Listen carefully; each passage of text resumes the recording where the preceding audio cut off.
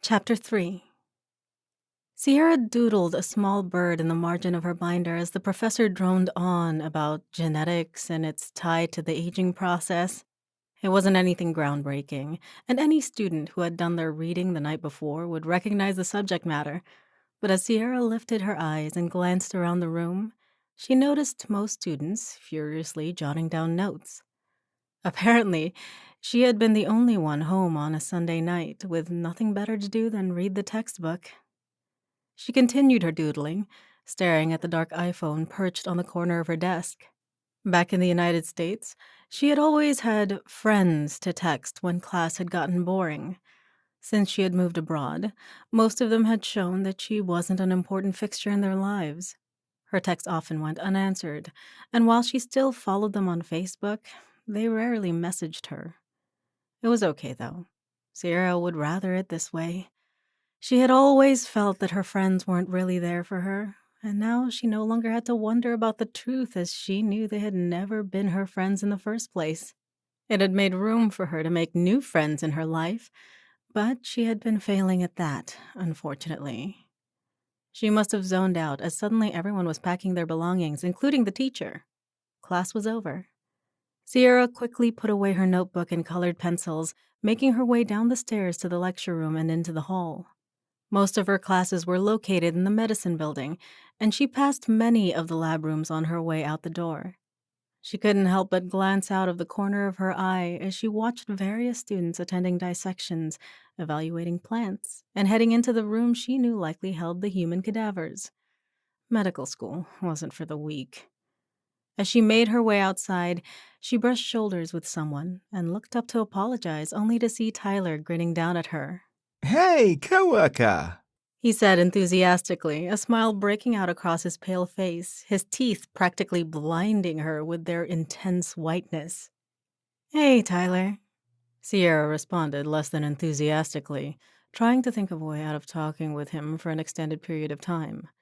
The small doses she had of Tyler at work were more than enough for her. Tyler noticed her energy didn't match his own and quickly adjusted his tactic. Listen, I know I've made things awkward between us by always asking you on dates, but listen, I really do want to be your friend because work is going to suck if we hate each other. He had a point. All right, Tyler. We can be friends, she conceded. His answering fist pump in the air made Sierra grimace. Hopefully, he wouldn't be trying to leave the friend zone anytime soon. As much as she hated to admit it, she really did need to try to start making friends rather than simply complaining about her lack of them. As our first order of friendship, we should get dinner tomorrow. I know an excellent pub. Sierra held up a hand. This sounds a little too much like a date. No, I promise it won't be. I'll invite my roommates, so there will be 4 of us. How does that sound? Honestly, she wasn't too keen on the idea, even with the roommates. But she knew that she needed to make friends here, and that wasn't going to happen if she kept spending every night at home reading textbooks. Sierra bit her lip and pulled the sleeve of her dark blue sweater over her wrist. All right, I'm in. Excellent! See you at Mulligan's, 18? My last lecture ends at 17. Tyler asked, using the 24-hour clock that most Europeans tend to use. Mine too. See you then. Sierra turned and headed to her apartment before realizing something and turning back to see Tyler's receding form. Wait! She called, and he turned to face her. Let me get your number in case plans change. Sure thing. He patiently waited for her to pull out her phone before rattling off his number. She quickly typed it into WhatsApp, sending him a message with her name. Thanks. See you tomorrow. They waved again, heading their separate ways. As soon as she was off campus, Sierra pulled her hood over her head to protect her ears from the biting wind. Even though it was only the end of September, it was already getting quite cold, something Sierra wasn't used to in Texas. She walked home quickly, shedding her jacket as soon as she was in her apartment. Dumping her messenger bag on the couch, she turned to her single cupboard and sifted through it, trying to think of what to make for dinner. She didn't have a whole lot, but that wasn't unusual. As a full-time student who worked weekends and some weeknights, She found it hard to find the motivation to head to the store in the evenings, as well as cook and complete her homework. She tried hard, but she often ended up grabbing something from a stand on the way home or eating a prepackaged meal from the shop that she could easily pop into the microwave. She hadn't been to the grocery store since Friday, so her options for tonight were pasta or oatmeal. She didn't have anything else. A quick glance in the fridge revealed some butter, an onion, and half a carton of mushrooms. Just what she needed to make the pasta in her cupboard slightly more nutritious. Sierra flipped on the TV and began cutting the ingredients for her dinner. She was just about to turn on the stove when her phone began buzzing from her messenger bag. With a sigh, she quickly rinsed her hands and dried them before pausing the TV and digging in her bag for her phone. She reached it just as it went to voicemail and saw that it was her mom. With an eye roll, she pressed redial, placed the phone on speaker, and turned to the stove. Her mom answered after the first ring. "Sierra, cariña, why didn't you answer on the first ring?" Sierra winced at the Spanish term of endearment. Her parents had moved to America after they got married, and although they had learned English in school in Mexico, they often mixed in Spanish words when they spoke. Sierra and her siblings also spoke Spanish, as it was necessary for conversing with extended family, but her parents had always insisted on speaking English, or at least mostly English, at home. "I was cooking, Mama." "Cooking? What are you making? Arroz con pollo or maybe some lomo saltado?" Sierra let out a sigh. "Mama, I'm vegetarian now. I don't eat meat anymore, remember?" No matter how many times she explained it to her parents, they never seemed to understand her new diet. And Sierra had been vegetarian for over 4 years. "Ah, sí. I remember now. No meat. Sin carne." "Yes, Mama," Sierra responded, although she knew they would have this exact same conversation in a few weeks. "How is everyone there? Is Cecilia still enjoying her classes?" Cecilia was Sierra's younger sister, who had just started college in September at the University of Texas. "Ah, yes, yes. She likes her classes a lot. She just told me she's preparing for an examen final." Sierra dumped the pasta in the water before inquiring about her younger brother. "And Diego?" Her mother made a tisking sound through the phone. "He is in trouble again. I do not understand. Antonio was never like this when he was in school." Antonio was Sierra's older brother by 2 years, and unlike her younger brother Diego, he had always been a model student. He had recently finished his law degree and was working at a private practice in the Dallas area. "Diego and Antonio are very different people, Mama.